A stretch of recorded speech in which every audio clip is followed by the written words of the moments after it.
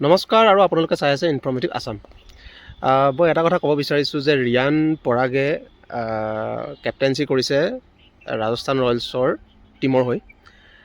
তো কথাটো হ'ল এইবাৰ মানে ফুল টাইম কেপ্টেইনচি ৰিয়ান পৰাগেই কৰিব, গোটেই যিমানকেইখন মেটছ হ'ব সকলোকেইখন মেটছত।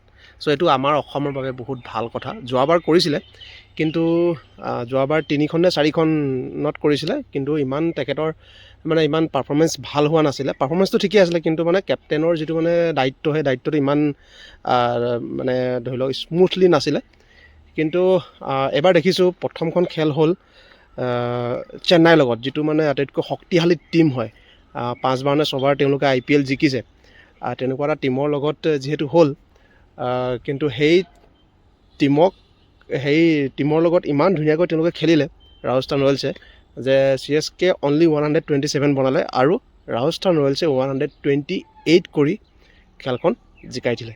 চ' ইয়াৰ পৰা আমি গৌৰৱ কৰোঁ যে ৰিয়ান পৰাগে ভৱিষ্যতৰ দিনত ইণ্ডিয়ান টীমত সুবিধা পাব মানে কি, সুবিধা অলৰেডি তেওঁ পাই আছে, কিন্তু বেছি মেটছত তেওঁ সুবিধা পোৱা নাই।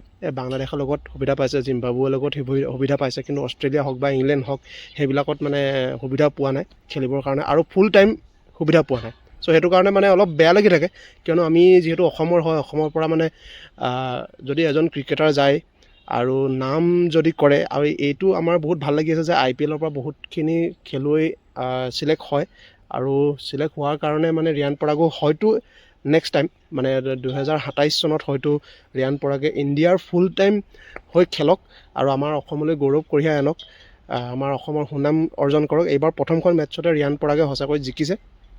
ৰিয়ান পৰাগে জিকিছে বুলি আমি কওঁ, ৰাজস্থান ৰয়েলছে জিকিছে, আৰু ৰিয়ান পৰাগেও ব্যক্তিগত হিচাপে তেওঁ জিকিছে বুলি আমি ক'ব লাগিব। ৰিয়ান পৰাগে বেছি বল ধৰিব নাপালে, বেটিং কৰিব নাপালে। সূৰ্যবংশী বৈভৱ সূৰ্যবংশী সি বহুত ধুনীয়া খেলিছে, মাত্ৰ 15টা বলত 50 ৰান মাৰিছে।